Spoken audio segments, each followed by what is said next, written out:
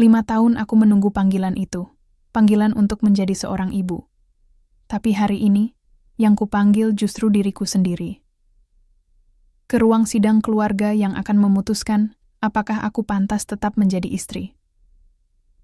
Dan saat adikku sendiri melangkah, masuk dengan wajah bersimbah air mata, aku tahu, hidupku takkan pernah sama lagi. Tapi kenapa? Kenapa justru dia yang menggenggam kehancuranku? Namaku Anissa. Aku tinggal di rumah suamiku sejak kami menikah 5 tahun yang lalu. Sebuah rumah besar yang dari luar tampak kokoh dan mewah. Pagar besi tinggi, cat tembok yang tak pernah pudar, dan taman yang selalu terawat. Tapi sayangnya, tidak semua rumah yang terlihat indah dari luar adalah tempat yang nyaman untuk pulang. Sejak awal ibu mertua tak pernah benar-benar menyambutku. Wajahnya selalu datar saat menatapku. Matanya seperti sedang menilai dan mencari-cari celah untuk menjatuhkanku. Tapi saat itu aku menutup mata. Aku pikir, aku hanya perlu waktu agar bisa diterima. Nyatanya, waktu tidak menyembuhkan apa-apa. Justru, luka itu semakin dalam. Masak begini aja nggak bisa. Nanti anakku kurus kering. Kamu enak tidur siang terus. Kalimat itu keluar hampir setiap pagi saat aku menyiapkan sarapan. Padahal aku sudah bangun lebih awal dari semua orang. Memasak dengan hati-hati agar tak terlalu asin, tak terlalu hambar. Persis seperti yang diminta. Tapi tetap saja, tidak pernah cukup. Aku pernah mencoba bicara dengan suamiku Reza. Aku ceritakan bagaimana ibunya memperlakukanku. Tapi yang kudapat hanya gumaman pendek. Namanya juga ibu, sabar aja dulu. Sabar? Aku sudah mengikis sabarku sampai nyaris tak bersisa. Tapi Reza selalu seperti itu. Tenang, datar, tak pernah membelaku, dan lebih memilih diam saat aku diserang. Dari luar, kami tampak seperti keluarga biasa. Tapi di dalam, aku merasa seperti tamu yang numpang hidup. Tidak punya suara, tidak punya tempat. Dan sekarang, 5 tahun telah berlalu. 5 tahun tanpa seorang anak pun. 5 tahun penuh pertanyaan sinis, tatapan tajam, dan bisik-bisik di belakang. Punggungku, udah dicek ke dokter belum? Jangan-jangan kamu yang mandul, Nis. Kalimat itu tak sengaja ku dengar dari ruang tengah saat ibu mertua sedang berbicara dengan tetangga. Aku tidak pernah mengadu, tidak membalas, tidak menangis di depan mereka. Tapi setiap malam, saat rumah sudah sepi, aku terjaga sendirian di kamar. Duduk di sudut ranjang, memandangi langit-langit sambil menahan sesak yang menggumpal di dada. Apa aku memang tidak cukup baik? Apa aku memang membawa sial? Pagi itu, matahari belum tinggi saat aku selesai membersihkan dapur. Reza belum pulang sejak semalam, katanya ada lembur. Tapi aku tahu, akhir-akhir ini ia semakin jarang tidur di rumah. Dan saat pulang pun, ia lebih banyak diam, tak menyentuhku, tak menatapku. Seolah-olah, aku adalah beban yang tak bisa dilepas begitu saja. Ibu minta kamu siap-siap, nanti sore kita kumpul keluarga. Aku menoleh ke arah ibu mertua yang tiba-tiba berdiri di ambang pintu dapur. Suaranya tegas, nadanya seperti perintah. Kumpul keluarga, Bu? Tanyaku pelan. Sudah waktunya kita ambil keputusan. Kamu sudah cukup lama di rumah ini, tapi nggak ada perubahan apa-apa. Jantungku berdebar. Nafasku terasa sesak. Apa maksud ibu? Tanyaku lagi, beliau tak menjawab. Hanya menatapku lama, lalu berbalik pergi meninggalkan bau wangi minyak kayu putih yang melekat di bajunya. Aku berdiri di sana beberapa saat, mencoba menenangkan diriku sendiri. Tapi tubuhku gemetar. Seolah dunia ini baru saja berubah sedikit, lebih dingin dari biasanya. Siang itu aku duduk di kamar, melipat pakaian sambil menatap kosong ke arah jendela. Tak tahu harus berpikir apa. Takut, bingung, marah. Semuanya bercampur menjadi satu. Kapan terakhir kali aku merasa bahagia?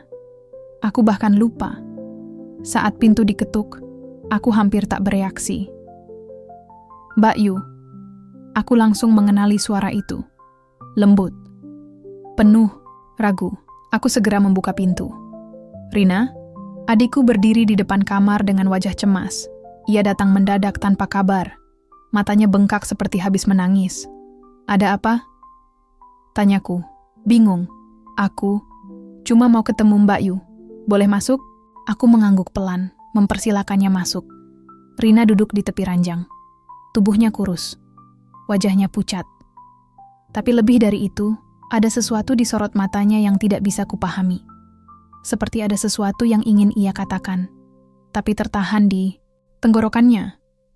Aku minta maaf Mbak Yu, ucapnya tiba-tiba, dengan suara bergetar. Ada apa, Rin? Ia menggigit bibirnya, menunduk. Tangannya menggenggam ujung bajunya erat-erat. Aku nanti aja. Maaf ya Mbak Yu.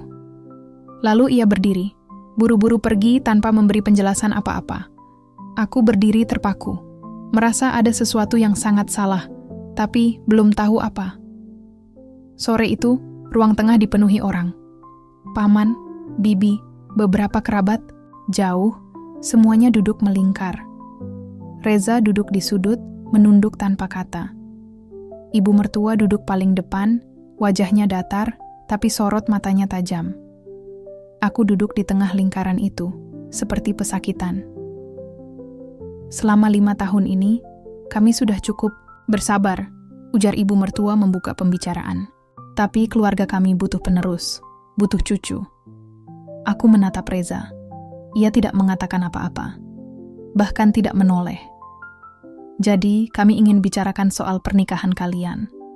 Karena ini bukan hanya soal cinta, tapi soal keturunan dan nama baik. Suara-suara mulai bermunculan. Ada yang membela, ada yang menyindir. Tapi semuanya mengarah ke satu hal. Aku dianggap tidak layak menjadi bagian dari keluarga ini. Aku menahan air mata. Aku ingin bicara, tapi tidak tahu harus mulai dari mana.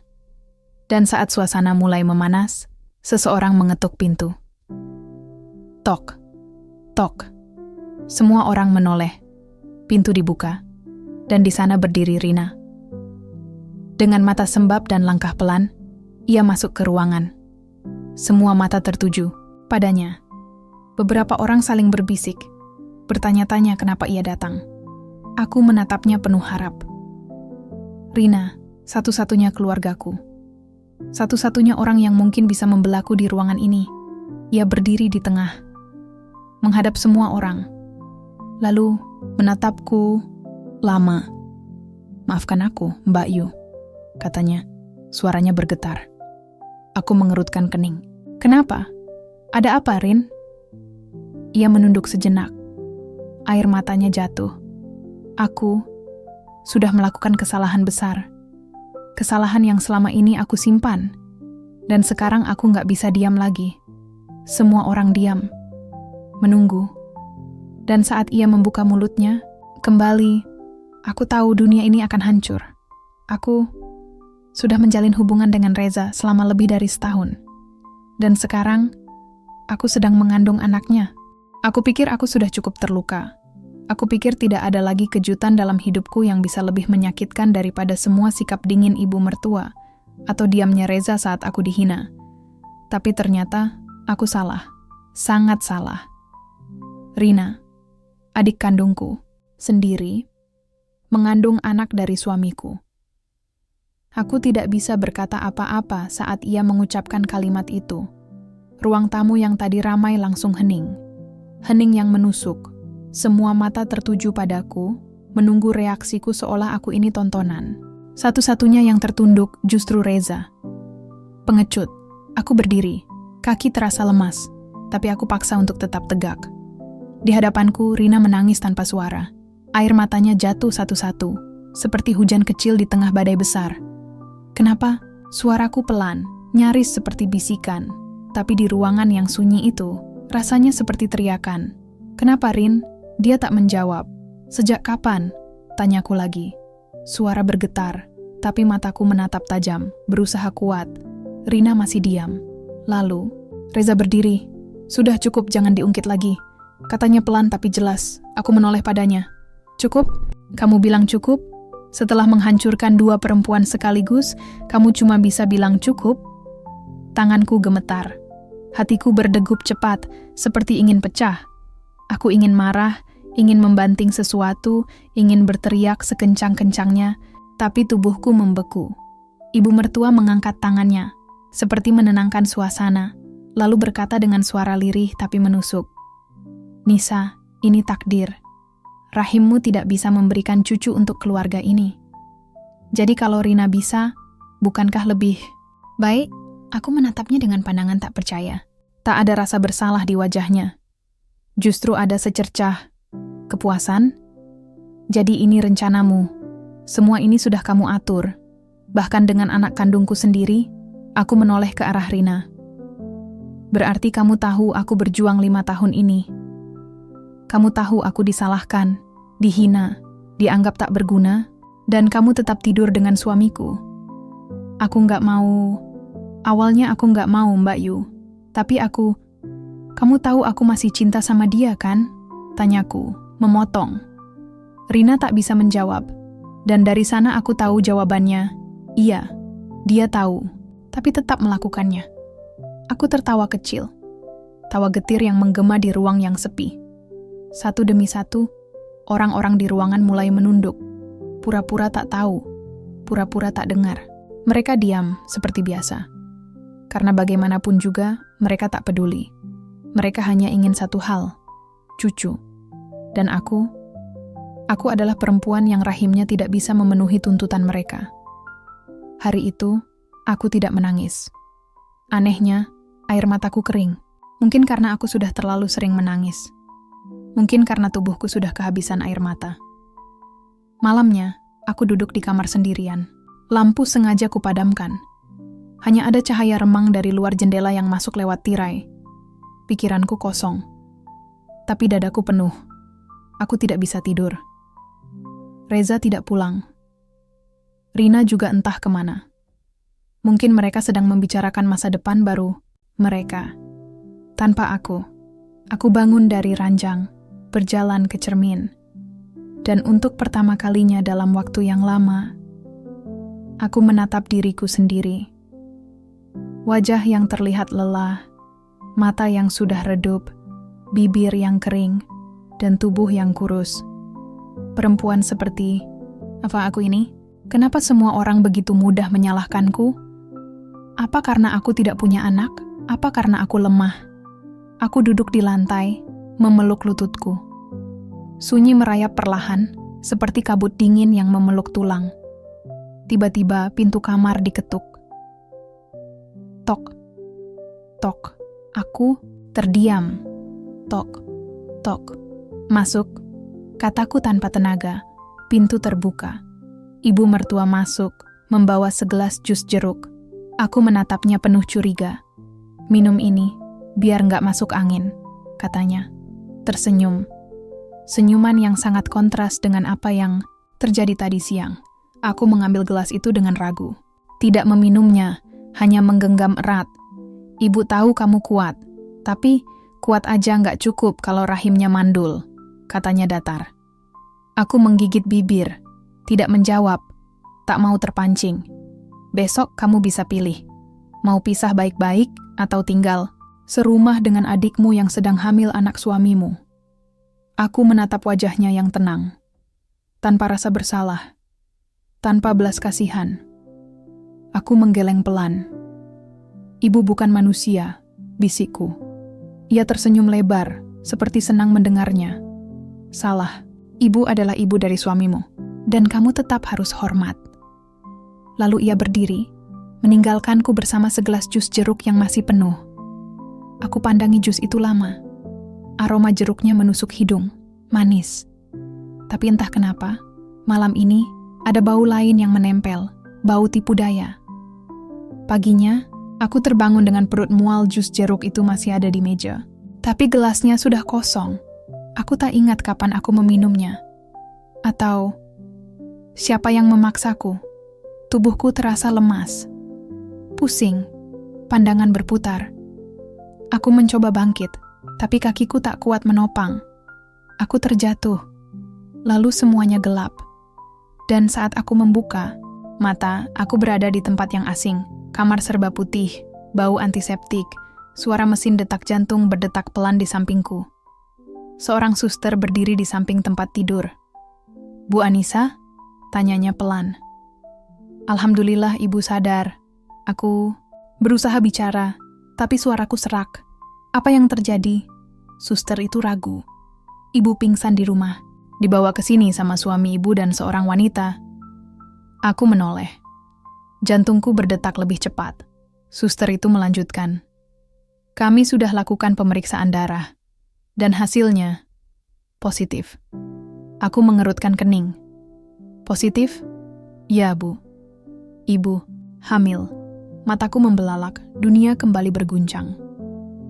Aku tidak langsung percaya saat suster itu mengatakan aku hamil. Rasanya seperti mimpi buruk yang dibungkus dengan harapan palsu. Bagaimana bisa? 5 tahun. 5 tahun aku dan Reza berusaha, bahkan sempat menjalani berbagai terapi dan pemeriksaan. Semua hasil menunjukkan bahwa akulah masalahnya. Bukan dia.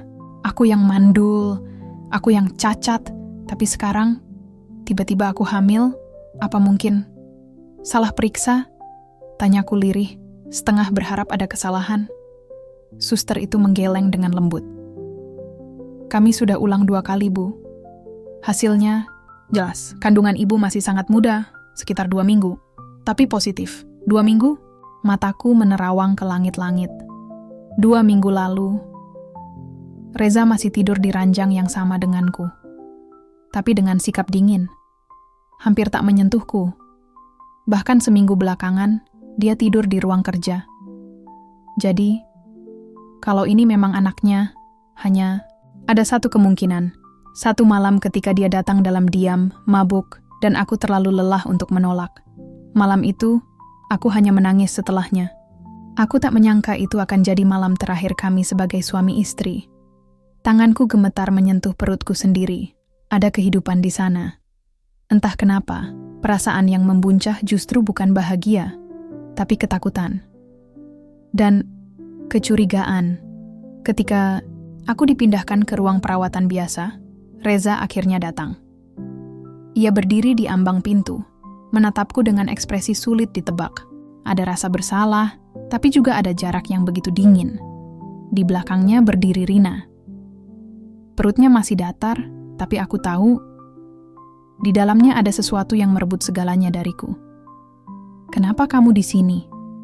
Tanyaku pelan. Reza menelan ludah. "Kami khawatir. Kamu pingsan." Aku menoleh keluar jendela. Pingsan karena kalian, karena ibu kalian, karena semua penghinaan yang kalian lemparkan tanpa sedikit pun rasa kasihan.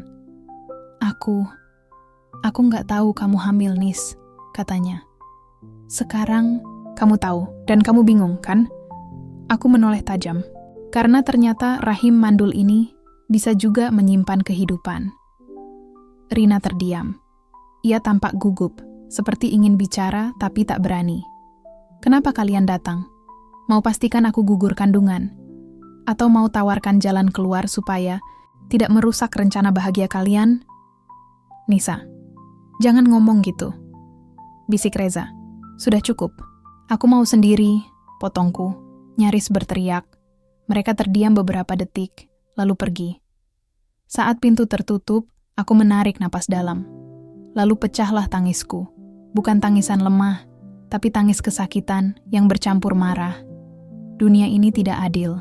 Orang-orang yang paling kau cintai bisa menjadi pedang paling tajam di punggungmu.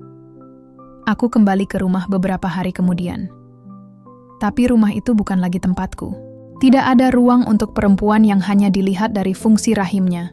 Ibu mertua tidak menyambutku. Reza bersikap sopan, tapi asing. Dan Rina kini tinggal di kamar tamu, dengan dalih perlu istirahat dekat keluarga. Aku mulai sadar, aku tinggal di sarang ular. Dan anakku harus tumbuh dari rahim yang dilukai, di rumah yang ingin membunuh harapan. Suatu malam, aku menyusup ke ruang kerja Reza saat rumah sudah sunyi. Bukan untuk mencari dokumen atau bukti. Tapi aku penasaran, siapa sebenarnya dia? Dan kenapa aku bisa begitu bodoh mencintainya?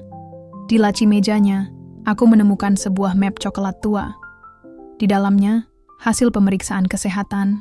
Milik Reza. Tanganku gemetar saat membaca satu bagian penting. Jumlah sperma sangat rendah. Peluang pembuahan alami nyaris tidak ada.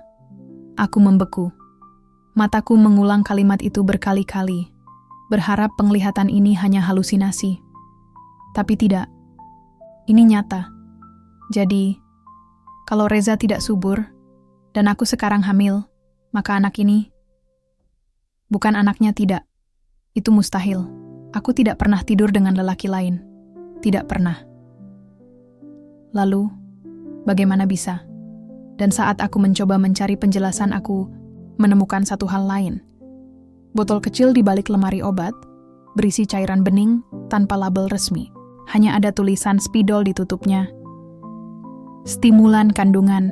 Apakah mereka memberiku sesuatu lewat jus jeruk malam itu? Apakah ibu mertua mencoba membuatku hamil dengan sesuatu? Aku merinding.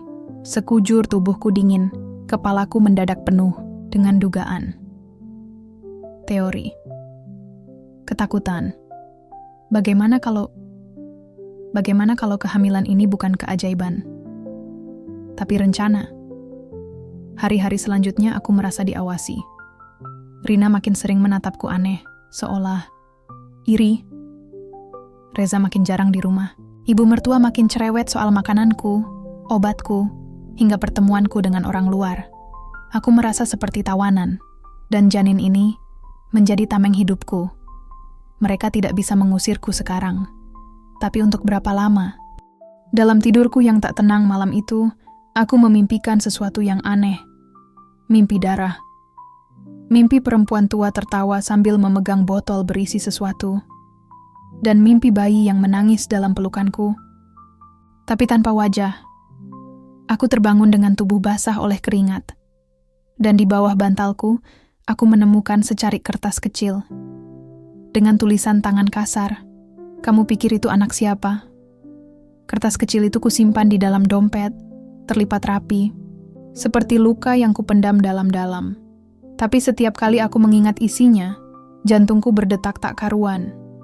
Kamu pikir itu anak siapa? Itu bukan sekadar pertanyaan. Itu ancaman. Sebuah sindiran halus yang menusuk seperti belati. Dan aku tahu, hanya satu dari mereka yang bisa meninggalkannya.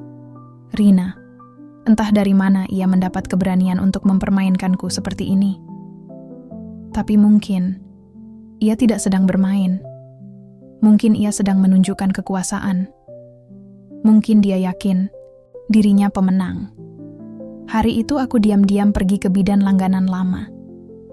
Bukan rumah sakit tempat suster memberitahuku soal kehamilan kemarin. Aku butuh pendapat kedua. Aku butuh kejujuran. Bidan Butati menyambutku dengan hangat. Seperti ibu yang lama tak bertemu anaknya. Ia tidak banyak tanya ketika aku hanya mengatakan ingin memeriksa kehamilan. Usia kandungannya sekitar 3 minggu, Bu. Ucapnya sambil menempelkan alat USG sederhana ke perutku. Kondisinya sehat, tidak ada tanda-tanda keguguran atau kelainan. 3 minggu? Tanyaku. Iya. Lebih muda dari yang diperkirakan sebelumnya. Aku mengangguk pelan. Tapi dalam hati, semuanya berantakan. 3 minggu lalu, Reza bahkan tidak menyentuhku. Ia sedang keluar kota. Aku ingat betul karena saat itu aku tidur sendirian dan menangis sepanjang malam. Jadi siapa? Siapa yang membuatku hamil? Aku kembali ke rumah dengan kepala penuh pertanyaan.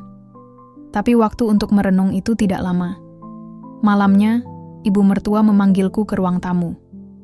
Wajahnya datar, tapi matanya menyimpan sesuatu yang tidak biasa. Duduk, perintahnya. Aku duduk di ujung sofa, sementara Reza dan Rina berdiri di belakangnya, seperti dua bayangan kelam masa depanku. Anissa, katanya, kami sudah memutuskan sesuatu. Aku diam. Reza dan Rina, mereka akan menikah. Darahku berhenti mengalir. Dunia seolah berhenti berputar. Kata-kata itu bergema di kepalaku seperti bom waktu. Apa maksud ibu? Tanyaku, nyaris tak terdengar. Ibu ingin cucu, dan kamu tidak bisa memberikannya selama ini. Tapi Rina bisa. Dia sudah membuktikan itu, jawabnya dingin. Aku menatap Reza. Tapi lelaki itu menunduk, seperti anak kecil yang ketahuan mencuri. Tidak ada pembelaan. Tidak ada penyesalan. Lalu, aku? Suaraku bergetar. Kamu tetap bisa tinggal di rumah? Ini, kalau mau. Anggap saja jadi bibi dari anak mereka nanti. Tangisku pecah. Aku tertawa, campur aduk. Jadi aku ini siapa? Boneka rusak yang dibuang di pojok rumah? Rina mendekat. Ia tersenyum lembut, senyum yang dulu kusayang sebagai adik. Tapi kini terasa seperti pisau tajam di tenggorokan.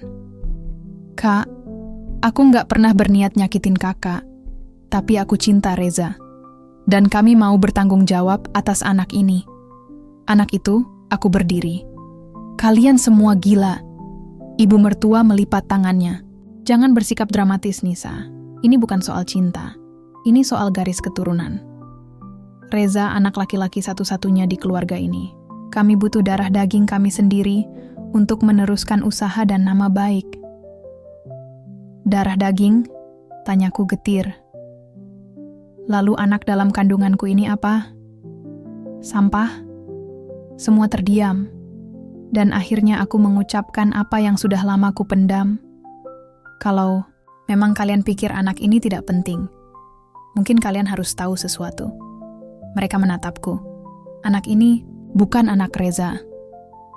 Wajah ibu mertua mengeras. Apa maksudmu? Aku juga ingin tahu. Aku mendekat, menatap mereka satu persatu. Karena berdasarkan semua pemeriksaan, Reza tidak bisa punya anak. Tapi aku hamil. Rina menelan ludah. Reza mulai panik. Apa kalian pikir aku tidak tahu? Kalian pikir aku tidak sadar waktu kalian kasih aku jus jeruk malam itu? Malam yang katanya untuk kesehatan. Ternyata kalian hanya ingin menjadikanku rahim pinjaman ya. Mereka membeku. Dan itulah saat aku sadar. Tebakan itu benar. Mereka menyuntikkan sesuatu ke tubuhku. Atau mungkin menggunakan cara lain. Tapi intinya sama. Aku tidak hamil karena cinta. Aku hamil karena rencana mereka. Bukan aku yang salah rahim. Tapi bayi ini. Bayi ini tumbuh di rahim yang mereka pikir bisa mereka kendalikan. Malam itu aku mengemasi barang. Aku tahu aku harus pergi. Menyelamatkan diriku. Menyelamatkan anakku. Namun saat aku membuka pintu kamar, Rina sudah berdiri di sana. Jangan pergi, Kak, bisiknya. Aku menatapnya tajam. Kenapa? Takut aku bicara pada polisi? Bukan, jawabnya. Karena aku juga korban. Ibu yang nyuruh aku. Dia yang atur semua. Aku nggak tahu sperma siapa yang dipakai buat program kehamilan kakak. Aku menutup mulutku sendiri. Jadi dugaanku benar. Ini bukan keajaiban. Ini percobaan. Dia cuma pengen cucu. Nggak peduli dari siapa. Selama bisa dikontrol. Dan malam itu, aku kabur. Dengan koper kecil. Dengan air mata. Dengan bayi yang belum tahu dunia seperti apa yang menantinya. Aku tidak tahu akan kemana. Tapi satu hal pasti. Aku tidak akan membiarkan anakku tumbuh dikelilingi orang-orang berhati binatang. Aku tidak tidur malam itu. Bukan karena kopi atau suara tikus di loteng. Tapi karena hatiku mulai kehilangan pegangan. Sudah 3 malam berturut-turut Reza pulang larut. Alasannya selalu sama. Lembur, urusan kantor, rapat mendadak. Tapi aku tahu, matanya berbohong. Ia bukan lagi Reza yang ku kenal, yang dulu pulang dengan senyum lelah dan kepala yang ingin bersandar di pahaku. Ia jadi asing, terlalu pendiam, dan terlalu wangi. Pagi itu aku mencuci pakaian seperti biasa. Tapi saat menyentuh kemeja birunya, kemeja favorit yang kupilihkan sendiri saat ulang tahun pernikahan kami tahun lalu, ada bekas lipstik samar di kerahnya. Merah muda. Bukan warna lipstik yang pernah kupakai seumur hidupku. Tanganku gemetar. Aku memeriksanya pelan. Berharap itu hanya noda makanan, saus, atau apapun. Tapi hatiku tahu, ini bukan noda biasa. Aku tak menangis, aku malah tertawa kecil, tawa getir yang langsung berubah jadi sesak. Kupandangi pakaian itu lama, sebelum akhirnya aku memutuskan menyimpannya.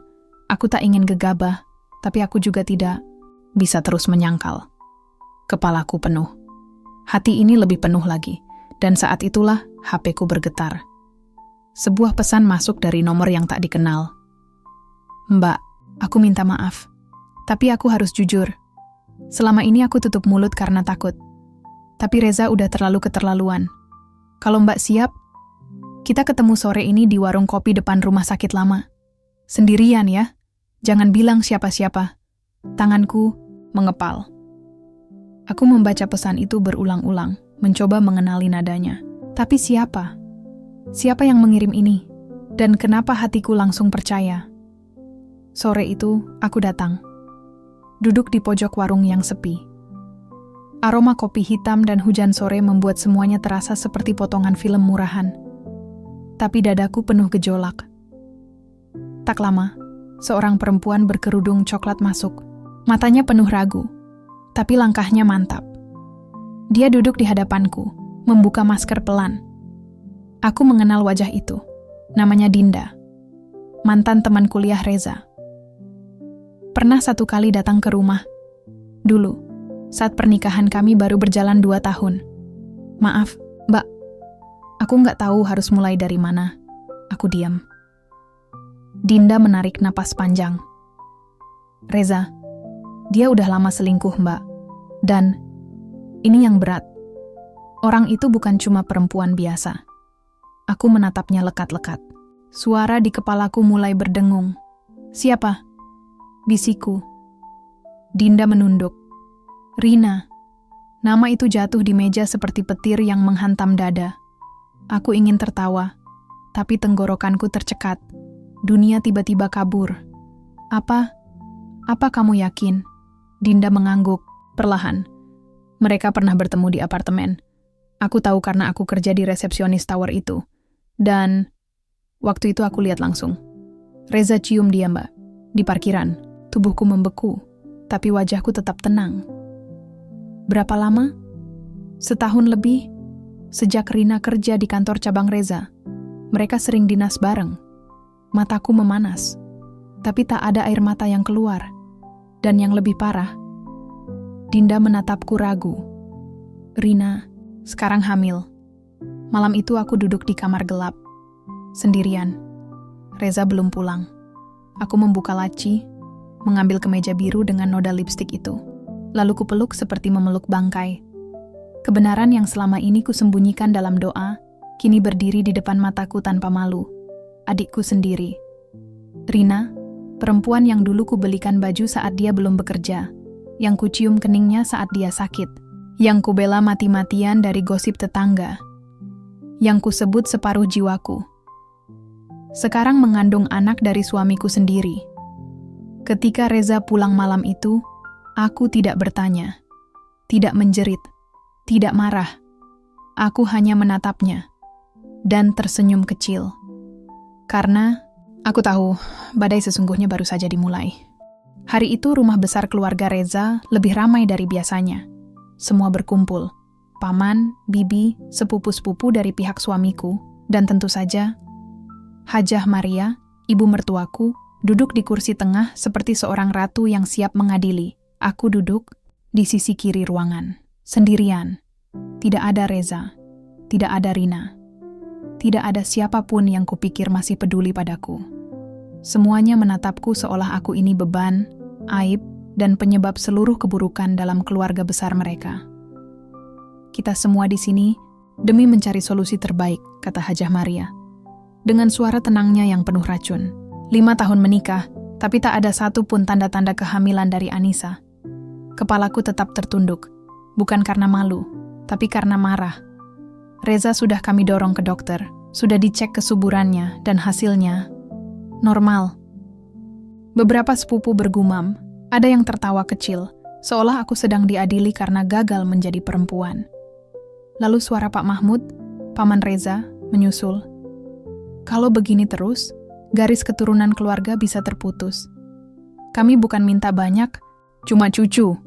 Aku ingin berteriak. Aku juga ingin anak, tapi tak ada yang akan peduli. Bagaimana mereka bisa tahu berapa malam aku menangis diam-diam karena menstruasi datang lagi? Bagaimana mereka bisa tahu betapa banyak doa yang kupanjatkan di sajadah untuk satu kehidupan kecil yang tak kunjung hadir? Mereka hanya melihat hasil. Tidak pernah perjuangan. Hajah Maria berdiri, matanya tajam menatapku. Jadi, kami sepakat. Kalau dalam waktu dekat ini kamu masih tidak bisa hamil, maka Reza kami sarankan menikah lagi. Demi masa depan keluarga. Aku mengangkat wajahku perlahan. Kalau memang itu keputusannya, biarlah Reza yang mengatakannya langsung padaku. Karena aku menikah dengan dia, bukan dengan kalian. Ruangan seketika senyap. Tapi belum sempat ada yang membalas. Suara langkah kaki terdengar dari arah pintu. Dan saat aku menoleh, dunia seakan berhenti berputar. Rina, adik kandungku. Dengan perutnya yang mulai membuncit, dan wajahnya yang penuh air mata. Aku mau bicara, katanya pelan. Semua kepala menoleh. Aku membeku. Hatiku jatuh ke lantai, hancur berkeping-keping bahkan sebelum ia membuka mulut. Rina melangkah masuk, berdiri di tengah ruangan, menatap Hajah Maria, lalu beralih ke arahku. Aku hamil. Gema kata itu menghantam seluruh dinding ruang keluarga. Aku mengandung anak Reza. Beberapa orang berdiri spontan, ada yang mengumpat pelan, tapi mataku hanya terpaku pada wajah adikku, Rina. Rina menggenggam kedua tangannya di depan dada, suaranya bergetar. Aku nggak bisa pura-pura lagi, Mbak. Aku udah jahat, sangat jahat, tapi aku juga korban. Korban? Suaraku hampir tak terdengar. Ia mengangguk cepat. Ibu, ia menatap Hajah Maria. Ibu tahu semuanya sejak awal, bahkan beliau yang memintaku untuk dekat dengan Reza. Katanya, kalau aku bisa hamil, aku bisa menikahinya dan jadi bagian keluarga. Ibu nggak percaya Mbak bisa ngasih keturunan. Suara-suara makin gaduh. Beberapa bibi menutup mulut mereka, terkejut. Aku menatap Hajah Maria. Matanya tak lagi tajam, tapi kosong. Ia seperti tak menyangka Rina akan membuka semuanya. Ibu, bisikku. Benar itu, tak ada jawaban. Rina terus bicara meski air matanya mengalir deras.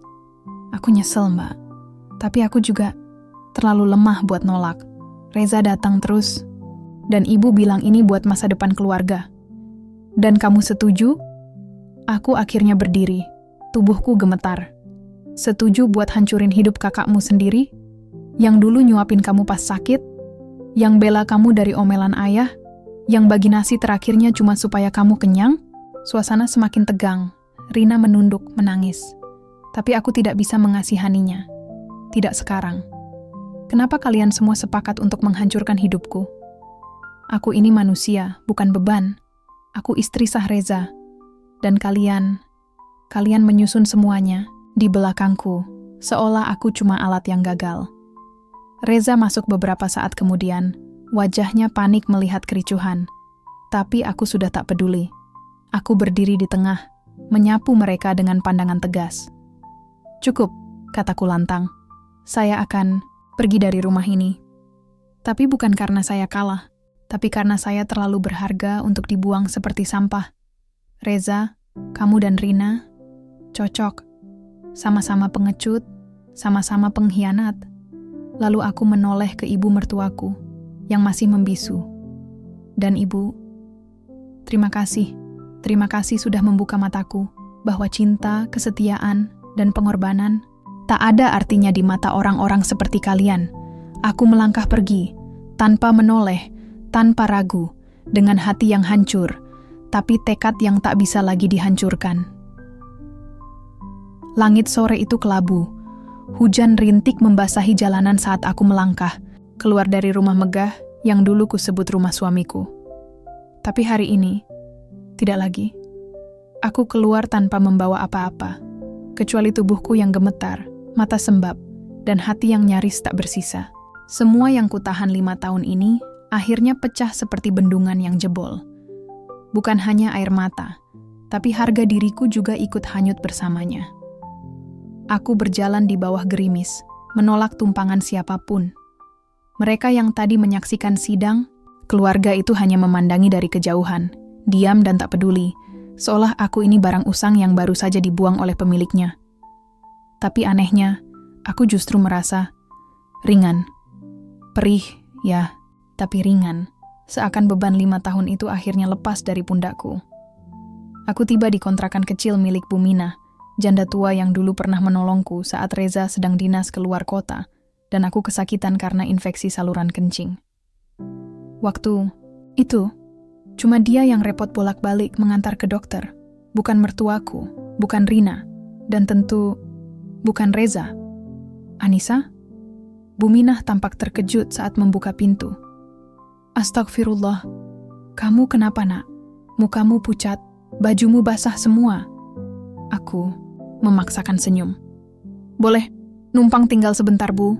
Tanpa tanya panjang, ia langsung memelukku dan menarikku masuk ke dalam. Dan di sanalah, untuk pertama kalinya dalam waktu yang lama, aku merasa aman. Tidak mewah, tidak hangat. Tapi, jujur, malam itu aku tidak bisa tidur. Suara rintik hujan di atap seng membangkitkan kenangan lama. Kenangan saat aku dan Rina masih sekamar di rumah orang tua.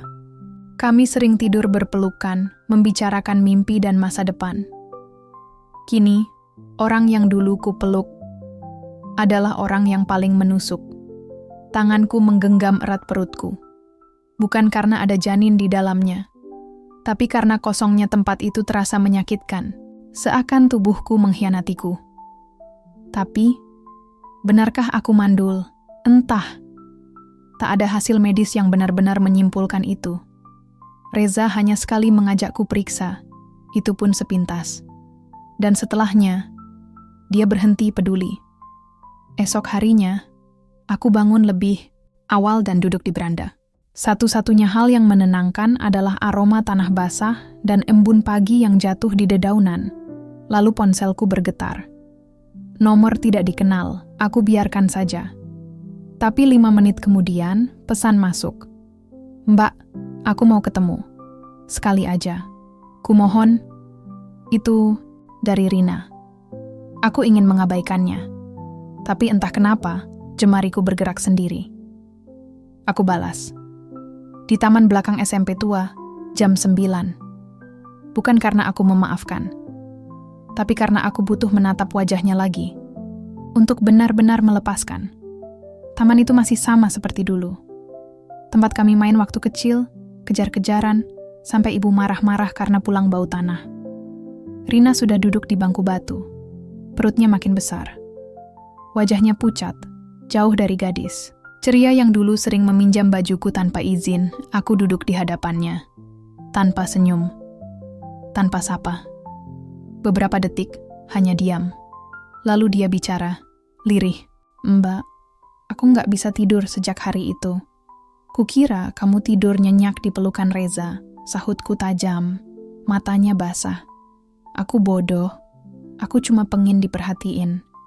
Sejak kecil aku selalu merasa, Mbak yang lebih disayang, lebih pintar, lebih kuat. Aku ngerasa kecil di hadapanmu. Aku mengerutkan kening. Jadi kamu balas dendam? Bukan balas dendam. Aku cuma haus kasih sayang. Dan Reza hadir pas aku lagi kosong banget. Aku menghela napas panjang. Luka lama yang kupendam selama ini seolah ikut terbuka.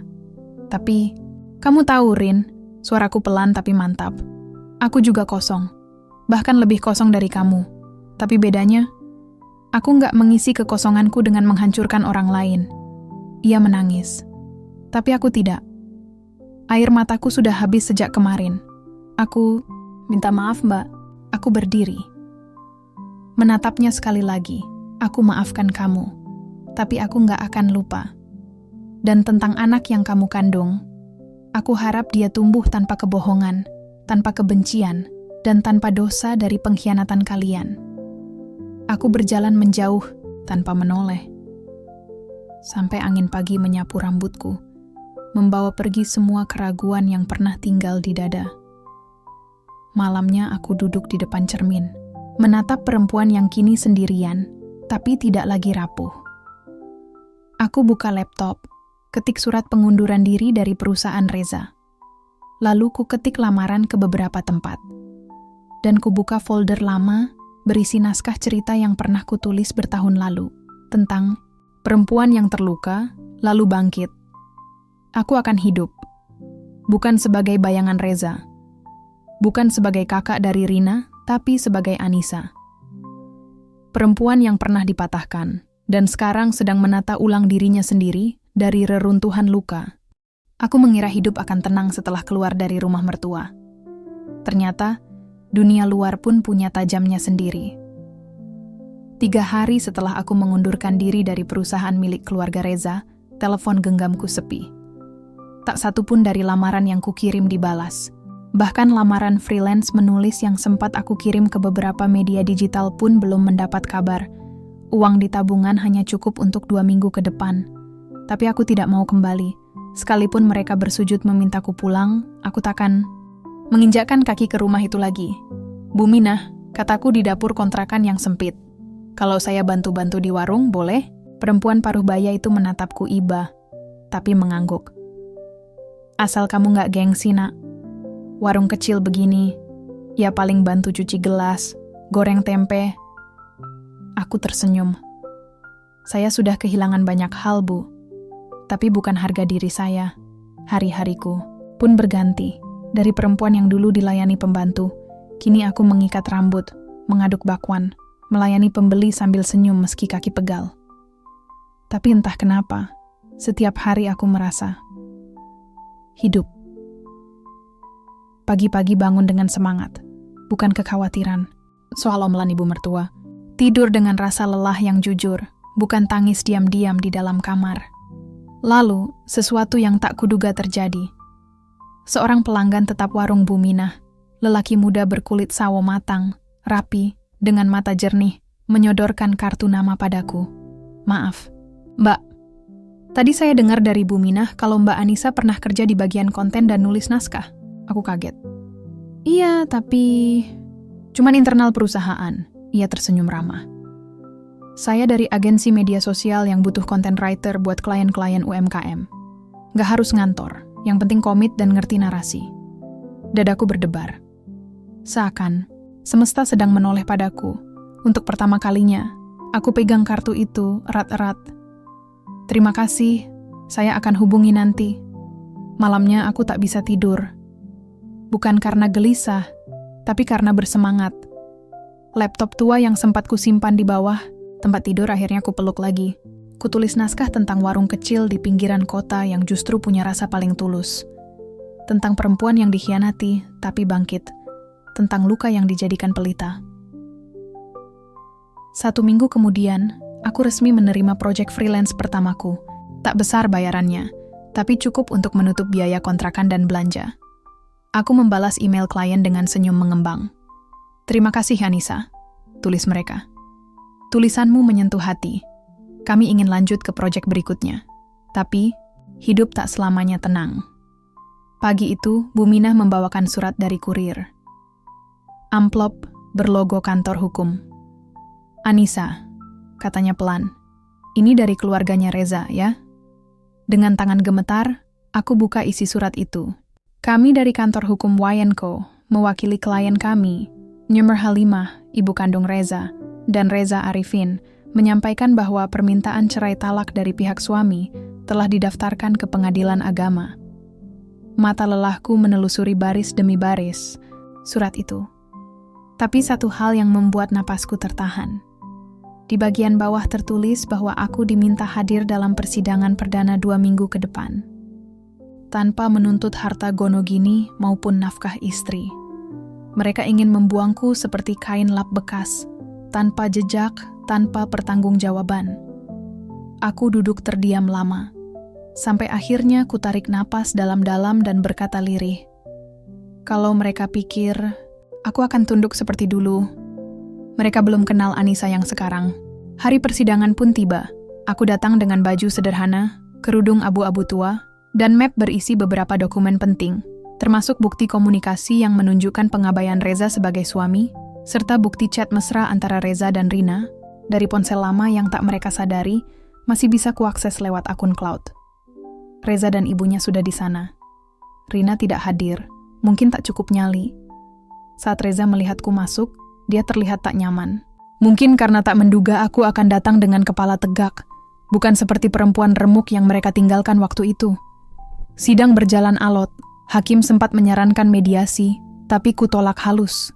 Tidak perlu, Yang Mulia.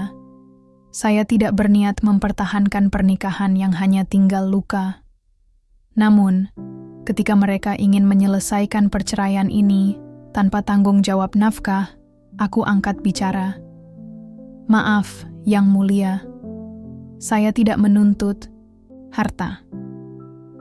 Tapi saya punya hak atas penghormatan sebagai istri yang telah 5 tahun menderita dalam diam. Saya punya bukti adanya perselingkuhan. Dan saya akan menuntut agar perceraian ini diselesaikan secara adil. Keluar dari ruang sidang, Reza mengejarku. Kenapa kamu bikin ribet sih, Nis? Bukankah kita sama-sama udah selesai? Aku menatapnya, tenang. Yang bikin ribet itu kamu. Aku cuma menolak diinjak lagi, Res. Ia membuka mulut, tapi tak ada kata yang keluar. Mungkin dia sadar, perempuan yang berdiri di depannya ini bukan Anissa yang dulu. Perempuan ini bukan korban lagi. Malam itu, aku duduk sendiri di balkon kontrakan kecil. Tapi hatiku penuh cahaya. Aku kehilangan rumah, suami, dan adik yang dulu kusayangi. Tapi aku menemukan kembali harga diriku. Dan dari harga diri itu, aku membangun sesuatu yang lebih penting, kehidupan baru. 3 bulan telah berlalu sejak sidang terakhir. Hari itu aku resmi bercerai dari Reza. Nama belakangnya tak lagi menempel di KTP-ku. Tidak ada pesta perayaan, tak ada air mata. Hanya aku, selembar salinan putusan hakim, dan segenggam keberanian yang dulu tak pernah kutahu aku miliki. Ternyata, akhir bukan selalu soal perpisahan. Kadang, ia adalah tanda dimulainya sesuatu yang lebih besar. Warung Buminah kini sudah lebih ramai. Karena bantuanku membuatkan konten digital, pelanggan dari luar daerah berdatangan. Bahkan, 2 bulan lalu, Buminah bisa menyewa tempat baru yang lebih luas. Aku masih tinggal di kontrakan sederhana, tapi tak lagi merasa kekurangan. Pekerjaan freelance terus mengalir. Klien puas, satu merekomendasikan ke yang lain. Kini aku bekerja untuk beberapa UMKM dan startup kecil. Sebagian hasilnya kusisihkan. Bukan hanya untuk masa depan, tapi untuk satu mimpi yang perlahan mulai kupetakan. Membuka agensi kontenku sendiri. Suatu sore, saat duduk di taman kecil dekat kontrakan, aku membuka pesan dari seseorang yang tak kuduga akan menghubungi lagi. Nis, bolehkah aku bertemu? Hanya sebentar. Aku ingin bicara. Rina, pesan itu membuat jantungku berdetak lebih cepat. Beberapa menit kemudian aku balas dengan satu kata. Datanglah. Rina datang esok harinya. Perutnya sudah mulai membesar. Ia duduk di hadapanku dengan mata berkaca. Aku nggak datang untuk minta maaf, karena aku tahu permintaan maaf nggak akan cukup, katanya. Aku diam, membiarkannya bicara. Aku sekarang tinggal sama Reza, tapi entah kenapa, semua ini nggak terasa seperti kemenangan. Mertuamu, ibunya Reza, sekarang malah menuntut kami cepat menikah. Tapi dia juga mulai memperlakukan aku kayak kamu dulu. Aku mengangkat alis pelan. Kau pikir ibu itu akan berubah? Tanyaku. Dia cuma berpihak pada siapa yang sedang dia perlukan, bukan siapa yang benar. Air mata Rina jatuh. Aku takut, dan aku iri, karena kamu bisa keluar, sementara aku malah masuk ke lubang yang sama. Aku menatap adik kandungku itu lama. Dulu aku ingin marah, ingin membalas. Tapi melihat wajahnya kini, penuh sesal, letih dan hancur, aku tahu, Tuhan sudah memberinya hukuman yang lebih dalam daripada kemarahanku. Aku doakan kamu kuat, Rin, ujarku. Tapi mulai sekarang, kita bukan saudara seperti dulu lagi. Aku butuh waktu panjang untuk bisa memaafkan. Kalau memang bisa. Ia mengangguk perlahan. Aku mengerti. Dan itulah terakhir kalinya aku melihat Rina.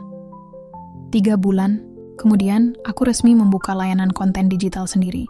Kuberi nama Langkah Anissa, sebuah penghormatan untuk setiap jejak luka yang pernah kulalui. Suatu hari, saat selesai mengisi pelatihan UMKM di sebuah seminar, seorang peserta menghampiriku. Seorang perempuan muda, mengenakan jilbab pastel, dan wajah penuh semangat. "Mbak Anissa," katanya dengan suara bergetar. "Cerita Mbak yang pernah viral di blog dulu, itu menginspirasi saya banget. Saya dulu juga ditinggal suami, dibilang mandul. Tapi sekarang, saya punya bisnis keripik sendiri." Aku tersenyum haru. Cerita itu pernah kubagikan diam-diam, tanpa nama, tanpa wajah, hanya untuk menuangkan luka. Ternyata, luka yang kubagi jadi cahaya bagi orang lain. Sore itu aku berjalan, kaki pulang. Matahari hampir tenggelam, tapi langit memerah indah. Angin sejuk membelai rambutku. Aku mengangkat wajah, menatap awan-awan lembut yang melayang. Dulu, aku perempuan yang dihancurkan dari dalam. Sekarang, aku perempuan yang membangun dirinya dari puing-puing. Aku pernah dikhianati oleh orang yang paling kupercaya. Tapi aku juga menemukan versi diriku yang paling kuat karena pengkhianatan itu. Dan untuk pertama kalinya dalam hidupku, aku tidak lagi takut berjalan sendirian. Karena sekarang aku tahu, aku cukup. Aku berharga. Aku adalah Anissa.